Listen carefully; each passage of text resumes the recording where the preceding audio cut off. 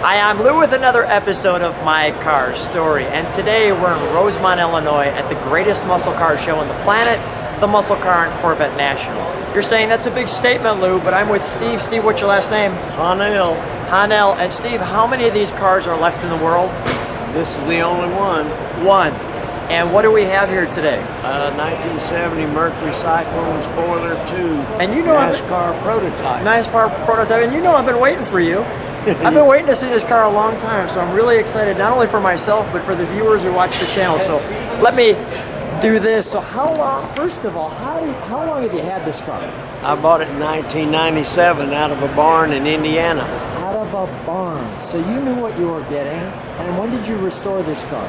It took me 5 years to do it. So I worked on it from 97 for the next 5 years. And with that being said, I mean, what does this car do now? Does it just make show circuits? What does it do? Well, it makes show circuits, different movies and things like that. Also, it's involved in the Wing Warrior reunion every 5 years at Talladega. Wow. We go down, meet at Tim Wellborn's museum in Alexander City, Alabama, and then we proceed over to Talladega to the racetrack, and we get to make a couple of laps around the track. That's fantastic. All right, come right alongside me, and let's come right alongside me for a second, and let's take a look at the wing car, the Mercury Cyclone Spoiler II. This is it. This is the only one. So this is pretty exciting. You know, I'm sure people may not love the nose. Some people probably love the nose. What's more of the reaction? People like the nose. People hate the nose. What's the majority? In style today than it was in 1970. In 1970, it was a real Well, it's still loving it. It's still an oddball. But that's why me and you run together and love this car, is because it's such an oddball, right? I mean, this is a fantastic vehicle. So let me just do this so people can kind of take your time with this. Get the hang. It's the only surviving one, you'll read.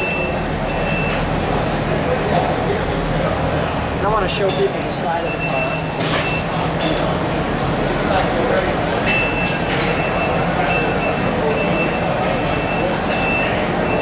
There's that side shot.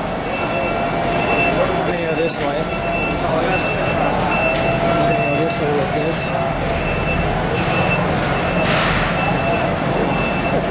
Working together with the crew here. I hear you. And we're working that right there.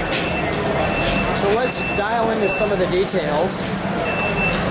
So we've got this Mercury emblem in this Ford Rally rim. We have the Cyclone here. I'm just curious, when you restore a car, Steve, and you're restoring a car that has that one-off only sticker, how do you find that? Well, what we do is we had the engineering photos from Ford, and then we got them out of the Ford archive. Okay. And then I went to a graphics guy in my local town, and he reproduced them for me. Unbelievable. All right, let's keep looking at your car here. It has the Mercury Cyclone back end, which is pretty standard. But I'm noticing some very large pipes. And we're going to see why that is in a second. We've got some construction going because we're in drive-in day today. This is the day that we get the car to start, so we definitely want to hear this car start.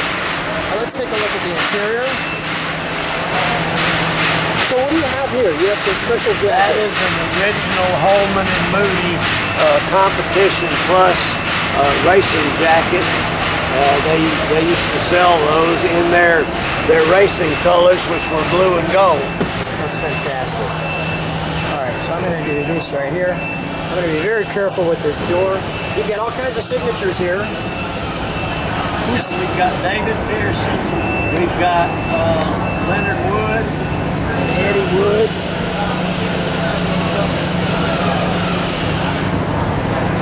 What is it?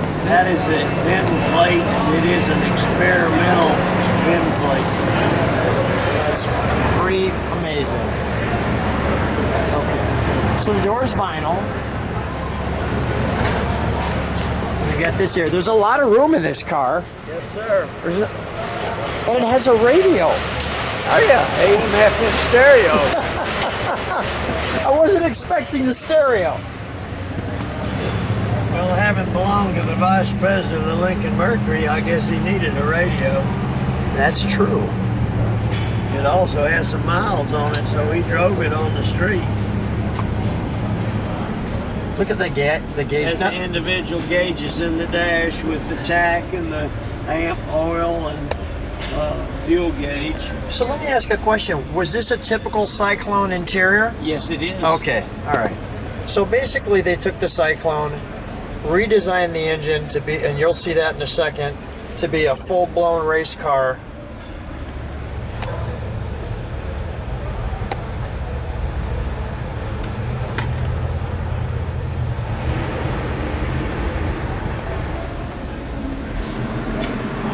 Okay.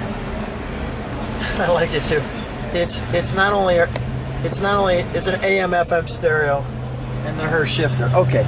Let's I'm gonna get out very carefully because we don't want to scratch that. Very good.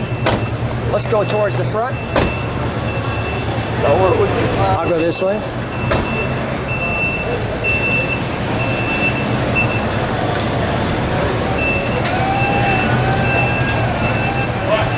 Let's open up the hood, guys.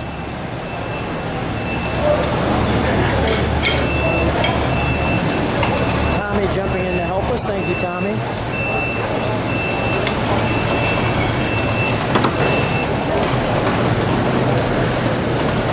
But go ahead, yeah, let's put the props in there.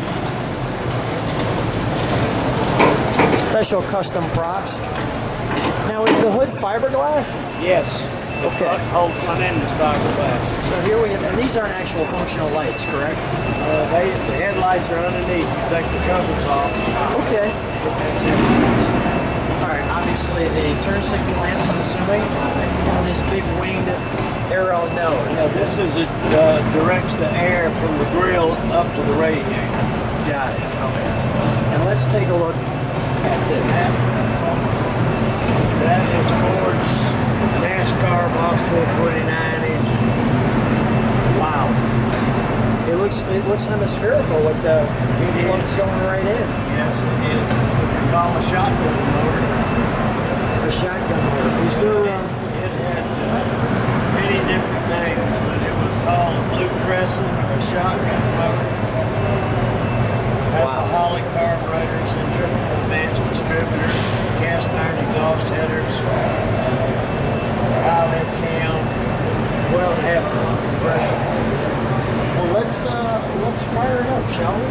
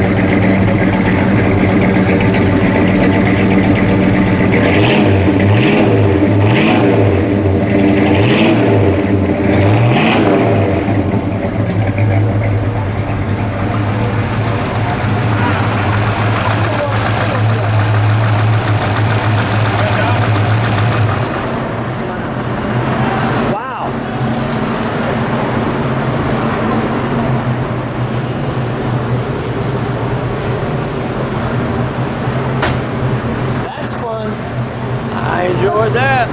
That's a real piece of history, isn't it? It is unbelievable. First of all, I'm so excited to see this car, as you already know. And it's such a treat to meet you. And thanks for being on my car story. I really enjoyed it. Thank you very much.